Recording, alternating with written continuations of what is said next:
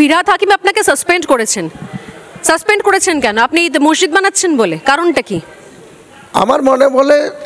আমার মনে হয় যদি মমতা বন্দ্যোপাধ্যায়ের টিএমসি পার্টি সত্যিই মামাটি মানুষের পার্টি হতো বা নেত্রী হতো, তাহলে সবার আগে ফিরহাদ হাকিমকে 1 বছর আগেই যখন তিনি একটা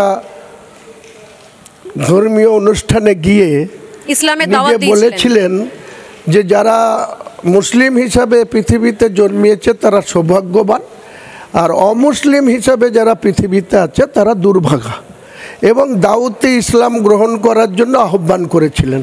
তখন মুখ্যমন্ত্রীর এই জাজমেন্ট বা দলের সিদ্ধান্ত বা ডিসিপ্লিনারি কমিটি কি করছিল? কল্যাণ ব্যানার্জি বড় বড় কথা বলছে, আরও অনেক ডিসিপ্লিন কমিটির সদস্যরা অনেক বড় বড় কথা বলছে। তো শুধু কি হুমায়ুন কবিরের জন্য ওনাদের নীতি নির্ধারণ বা ডিসিপ্লিন কমিটি?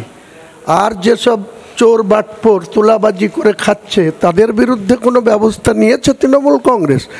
নিজের স্বচ্ছতার পরিচয় রেখেছে? তার পরিবারের সদস্যদের কি ছিল, কটা ব্যবসা আছে, আজকে তারা কতটা প্রপার্টির মালিক হয়েছে?